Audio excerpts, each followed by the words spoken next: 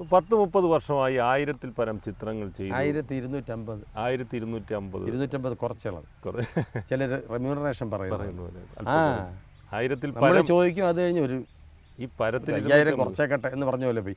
എണ്ണത്തിലെങ്കിലും ഇച്ചിരി ഒന്ന് ലാവിഷാണ്. അല്ല, ഇത്രയും ഈ പറഞ്ഞതിനിടയ്ക്ക് താങ്കളുടെ ആദ്യകാലത്ത് മലയാളത്തിലെ അതിപ്രഗത്ഭരായ പലരുടെയും ചിത്രങ്ങൾ താങ്കൾ അഭിനയിച്ചു. ഇപ്പോൾ അരവിന്ദന്റെ ചിത്രത്തിൽ താങ്കൾ അഭിനയിച്ചിട്ടില്ലെന്നാണ്. അതുപോലെ ചാൻസ് ചോദിച്ചു, തന്നില്ല. ഭരതന്റെ ചിത്രത്തിൽ ഒന്നിലോ മറ്റൊക്കെ അഭിനയിച്ചിട്ടുണ്ടോ? ഒരു ചിത്രം. പിന്നെ സായാഹ്നത്തിന്റെ സ്വപ്നം. അങ്ങനെ ഈ ആ കാലഘട്ടത്തിൽ താങ്കളുടെ വളർച്ചയുടെ ആദ്യഘട്ടത്തിൽ അന്നത്തെ പ്രഗത്ഭ മോഹന്റെ ചിത്രങ്ങളിൽ അധികം വന്നിട്ടില്ല. എനിക്ക് കൂടുതൽ ആ വളർച്ചയുടെ ഘട്ടത്തിൽ സഹായിയായിട്ട് നിന്ന് പത്മരാജൻ ചേട്ടനാണ്. അതുപോലെ ശ്രീകുമാരൻ തമ്പി സാറ്. എന്നാൽ ഈ പത്മരാജൻ സാറിന്റെ സിനിമകളിലെ താങ്കളുടെ കഥാപാത്രം, താങ്കളെക്കുറിച്ച് ഇനി 100 വർഷം കഴിഞ്ഞൊരു ഡോക്യുമെൻ്ററി ചെയ്യുന്ന ആളിന് പോലും അവഗണിക്കാൻ പറ്റാത്ത മുദ്രയുള്ള കഥാപാത്രം. അത് നോട്ടം എന്നൊരു ചിത്രത്തിൽ താങ്കളല്ലേ അതിൻ്റെ പിന്നെ തിരക്കഥ. അതും വളരെ ശ്രദ്ധിക്കപ്പെടുന്ന ഒരു കഥാപാത്രമായിരുന്നു. അത് ഏതാണ്ട് അവാർഡ് ലെവലിൽ വരെ പരിഗണിക്കപ്പെട്ടു പോയ കഥാപാത്രമാണ്. അതൊന്നാമത്തെ കാര്യം. എനിക്ക് ആ കൂത്തരങ്ങ് യാതൊരു പരിചയമില്ലാതിരുന്ന ഞാൻ അത് വളരെയധികം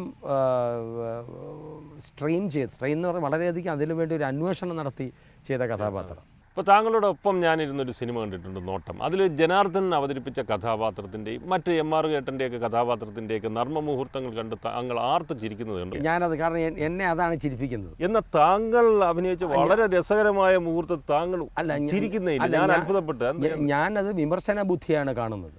എൻ്റെ കഥാപാത്രത്തെ ഞാൻ സ്വയം ഇരുന്ന് വിമർശിക്കുകയാണ് അപ്പോൾ നിശബ്ദനായിട്ട്. അപ്പോൾ ഈ സിനിമയിലെ ജഗതി ശ്രീകുമാറിൻ്റെ പെർഫോമൻസ് കണ്ടിട്ട് അങ്ങേക്ക് ചിരിക്കാൻ ഇതുവരെ സാധിച്ചിട്ടില്ല? ഇല്ല, ഞാനിങ്ങനെ ചിരിക്കാൻ വേണ്ടി എൻ്റെ സിനിമ കണ്ടിട്ടില്ല. പക്ഷേ അതിനകത്ത് താങ്കൾക്ക് ഇഷ്ടപ്പെട്ടില്ലെങ്കിൽ പോലും താങ്കൾക്ക് ഇഷ്ടപ്പെടാത്തൊരു സത്യം പറയുകയാണ്. താങ്കൾ ഭാഗ്യവാനേ അല്ല. കാരണം സമസ്ത മലയാളികൾക്കും മനസ്സ് തുറന്ന് ചിരിക്കാൻ ഒരു ജഗതി ശ്രീകുമാറുണ്ട്. സാക്ഷാൽ ജഗതി ശ്രീകുമാറിന് ഒരു ജഗതി ശ്രീകുമാർ ഇല്ല എന്ന് ഏറ്റവും വലിയ കുറവ്.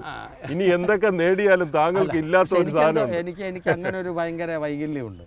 ഞാൻ സാമാന്യം തെറ്റില്ലാതെ പാചകം ചെയ്യും. ഞാൻ വീട്ടിൽ സമയമുള്ളപ്പോൾ ഷൂട്ടിംഗ് ഇല്ലാത്തപ്പോൾ ഭാര്യയ്ക്ക് മക്കൾക്കൊക്കെ ഈ ചിക്കൻ അല്ലെങ്കിൽ അവിയൽ അങ്ങനെ കറികൾ ഉണ്ടാക്കി കൊടുക്കും. ഞാൻ കഴിക്കാറില്ല. അവർ കഴിച്ച് ഭയങ്കര രുചിയോടെ കഴിക്കുമ്പോൾ നമുക്കൊരു തൃപ്തി. എന്തെങ്കിലും 2 സ്പൂൺ എടുത്ത് കഴിച്ചിട്ട് എങ്ങനുണ്ട്. അപ്പോൾ ഉപ്പ് പോരാ, മുളക് പോരാ. ഇന്നലെ കഴിഞ്ഞ തവണ ഷൂട്ടിംഗ് കഴിഞ്ഞ് വന്ന് വെച്ചപ്പോൾ നന്നായിരുന്നു പപ്പ, ഇത് എന്തോ ഇച്ചിരി പ്രശ്നം. അതെന്ത് പ്രശ്നം? എനിക്കതൊക്കെയാണ് വിഷയം. അവർ നിറച്ച് തിന്നുന്നു, അവർ അപ്രീഷിയേറ്റ് ചെയ്യുന്നു. അതെനിക്ക് അത് രുചിച്ച ഗംഭീരമായിരിക്കുന്നു. ഇതുപോലെ ആര് ലോകത്ത് അവിയൽ വയ്ക്കും എന്നൊക്കെ പറഞ്ഞ് സ്വയം ആസ്വദിച്ച് തിന്നാൻ അറിയില്ല. ഒപ്പം നിൽക്കുന്ന ഒരു നടൻ, ചിലപ്പോൾ ജഗതി ശ്രീകുമാർ ജ്വലിച്ച് ഒരു ജ്വാല പോലെ വിളങ്ങുന്ന ഒരുപാട് സിനിമകളുണ്ട്. ഇപ്പോൾ പെട്ടെന്ന് കിലുക്കുന്ന സിനിമ മലയാളി എല്ലാവരും പല ആവർത്തി കണ്ടിട്ടുണ്ട്. ഒപ്പം നിൽക്കുന്ന നടൻ്റെ പെർഫോമൻസ് ജഗതിയിലെ പ്രതിഭയെ എത്രത്തോളം ജ്വലിപ്പിക്കും? അയ്യോ, വളരെ എതിരെ തത്തുല്യനായ ഒരു വ്യക്തി നിൽക്കുകയാണെങ്കിൽ അസാമാന്യമായി തിളങ്ങും. അത് ഈ പെട്രോളും തീയും പോലെയാണ്. ഈ എരിയും തോറും പെട്രോൾ ഒഴിച്ചു കൊടുത്താൽ ആളി കത്തിക്കൊണ്ടിരിക്കും. ആ പ്രദേശം മുഴുവൻ നശിപ്പിച്ചാണ്. അത്രയ്ക്കിങ്ങ് ആളി പിടിക്കും. അത് മോഹൻലാലും ഞാനും ഒക്കെ നിൽക്കുമ്പം അതും ഒരു വളരെ ഭാവനാസമ്പന്നൻ്റെ ഒരു കലാകാരനാണ്.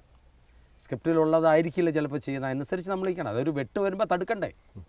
ഒരു കളരി ആശാൻ എന്ന് പറഞ്ഞിട്ട് എന്ത് കാര്യം? ആദ്യത്തെ വെട്ടിന് തന്നെ കഴുത്തറ്റ് താഴെ പോലെ എന്ത് കാര്യം?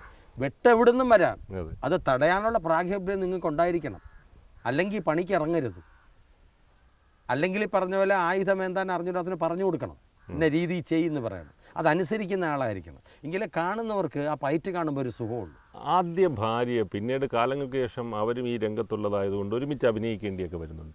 അവരുടെ മക്കളുമായിട്ട് ഒരുമിച്ച് അഭിനയിച്ചു. ഈ രംഗമൊക്കെ ഇത്തരം മുഹൂർത്തങ്ങൾ പ്രത്യേകിച്ച് ആദ്യ ഭാര്യയുമായിട്ടൊക്കെ അഭിനയിക്കുമ്പോൾ എങ്ങനെ ഒരു നടിയോ അല്ലെങ്കിൽ അത്രയായിട്ട് ക്യാമറയുടെ മുമ്പിൽ വരുമ്പോൾ നടി, ക്യാമറയുടെ മുമ്പിൽ വരുമ്പോൾ ആരാ? അഭിനേതാവ്. അത് തന്നെ. അല്ലാത്ത സമയത്ത് അടുത്തിരുന്ന് സംസാരിക്കേണ്ടി വന്നാൽ എന്ത് വിഷയം? ഇത് ലോകത്തെ സംഭവ്യമാണ്. ഇത് ലോകത്ത് എൻ്റെ ജീവിതത്തിൽ മാത്രമല്ല, പലരുടെ ജീവിതത്തിൽ ഇത് വന്നിട്ടുണ്ട്. ചിലർ അതിൻ്റെ പേരും പറഞ്ഞ് ആത്മഹത്യ ചെയ്തിട്ടുണ്ട്.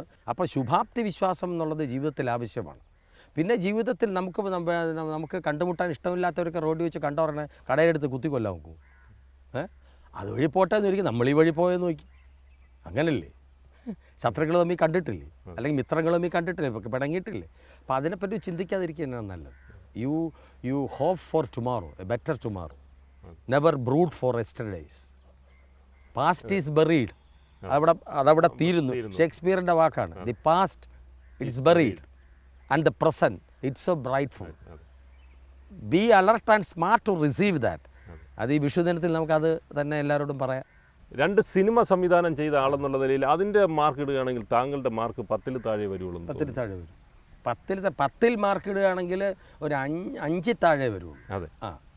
അത് കാരണം ഒരു സംവിധായകൻ എന്ന നിലയ്ക്ക് പൂർവ്വ പരിചയങ്ങളൊന്നുമില്ല. പല സംവിധായകരുടെ കൂടെ ഒന്ന് ഉള്ള പരിചയമേ എനിക്കുള്ളൂ.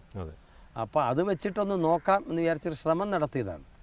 അപ്പോൾ വളരെയധികം ബുദ്ധിമുട്ട് പിടിച്ച ഒരു പണിയാണ് സംവിധാനം എന്ന് എനിക്ക് മനസ്സിലായി. പക്ഷേ എങ്കിലും ഞാനൊരു ചിത്രം സംവിധാനം ചെയ്യും. ആദ്യത്തതിൽ നിന്ന് അതിൻ്റെ പ്രാക്ടിക്കൽ സൈഡ് ഞാൻ മനസ്സിലാക്കി. ഒരു നടനേക്കാൾ വലിയ നടനായിരിക്കണം സംവിധായകൻ. എങ്ങനെ ആ ക്രൂവിനെ മാനേജ് ചെയ്ത് കൊണ്ടുപോകാൻ, യൂണിറ്റിനെ മാനേജ് ചെയ്ത് കൊണ്ടുപോകാൻ, വിവിധ സ്വഭാവങ്ങളുള്ളവരെ ക്ഷമയോടും സംയമനത്തോടും കൂടി നിന്ന് അവരുടെ കാര്യങ്ങൾ പരിഹരിക്കുക. അതുപോലെ കഥയിലെ കഥാപാത്രങ്ങൾക്ക് അഭിനയം പറഞ്ഞു കൊടുക്കുക, നിർമ്മാതാവിൻ്റെ മാനസികാവസ്ഥ മനസ്സിലാക്കി പ്രവർത്തിക്കുക, പ്രേക്ഷകരോടുള്ള കമ്മിറ്റ്മെൻറ്റ് എന്താണെന്ന് മനസ്സിലാക്കി അതിനനുസരിച്ച് പ്രവർത്തിക്കുക. ഒരു നടന് പ്രേക്ഷകരോടുള്ള കമ്മിറ്റ്മെൻറ്റ് മാത്രം മതി.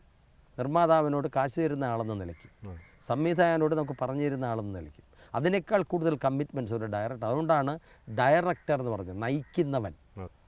നമ്മൾ ഈ 2 പടം ഡയറക്റ്റ് ചെയ്തേ ഉള്ളൂവെങ്കിലും വളരെയധികം സാമ്പത്തിക വിജയമൊന്നും നേടിയില്ല, ശ്രദ്ധിക്കപ്പെട്ടില്ല എങ്കിൽ തന്നെയും ഒരു ഡയറക്ടർ അനുഭവിക്കുന്ന തീവ്രമായ വേദന എനിക്ക് മനസ്സിലായി.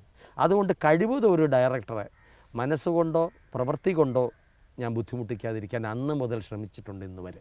ഇടയ്ക്ക് ഈ ഒരു പ്രതിഫലത്തിൻ്റെ കാര്യം പറഞ്ഞു. അപ്പോൾ എനിക്കറിയാവുന്ന ഡയറക്ടർ താങ്കളുടെ പ്രതിഫലത്തെക്കുറിച്ച് പറഞ്ഞത് താരതമ്യേന താങ്കൾ ചെറിയ പ്രതിഫലമാണ് വാങ്ങുന്നത് എന്ന് മാത്രമല്ല, ഒരു ചെറിയ പടത്തിന് ന്യായമായ പ്രതിഫലം എന്ന് മാത്രമല്ല, അത്തരം ഒരു പടത്തിന് പ്രതിഫലം വാങ്ങിയതിന് ശേഷം പടം കംപ്ലീറ്റ് ചെയ്ത് ഡബ് കഴിഞ്ഞിട്ട് അദ്ദേഹത്തെ വിളിച്ച് പറഞ്ഞു, ഇത് നിങ്ങൾക്ക് ഇത്രയും തരാൻ പറ്റുമോ, വേണമെങ്കിൽ ഞാൻ പകുതി പൈസ തിരിച്ചു തരാമെന്ന് പറഞ്ഞു.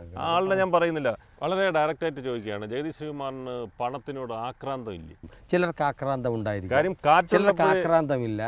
ഇപ്പോൾ എഴുത്തുകാരനായ വിവേകാനന്ദൻ നോവലിസ്റ്റാണ്, പിന്നെ ആത്മീയാചാര്യനായ വിവേകാനന്ദൻ, രണ്ടും പേരൊന്നാണ്. ആശയപരമായും ശാരീരികമായും ചിന്താപരമായും തമ്മിൽ വ്യത്യാസമില്ലേ? വിവേകാനന്ദൻ എന്ന് പറഞ്ഞുകൊണ്ടായോ പിന്നെ സ്വാമി വിവേകാനന്ദനെ കൊണ്ട് ഒരു കള്ളിച്ചെല്ലം എഴുതാൻ പറ്റിയോ? ജി വിവേകാനന്ദനെ കൊണ്ട് ഈ പറഞ്ഞ രാമകൃഷ്ണ ഗുരു പരമഹംസർ ആരാണെന്ന് ജീവിതത്തിൽ ശാശ്വത സത്യങ്ങൾ പറയാൻ പറ്റിയോ? അങ്ങനെയൊക്കെ ഉണ്ട്. നമ്മളെ സംബന്ധിച്ച് ആക്രാന്തമില്ല. പൈസ ദൂർത്തടിക്കുന്ന സ്വഭാവമുണ്ട്? അങ്ങനൊന്നുമില്ല. ആവശ്യത്തിന് ധൂർത്തടിക്കുക, അതങ്ങ് ലാവിഷാകുക. അതായത് വെറുതെ 1000 രൂപയുടെ നോട്ട് എടുത്തിട്ട് ഈ ടിഷ്യൂ പേപ്പർ പോലെ തുടയ്ക്കുന്ന സ്വഭാവം എനിക്കില്ല.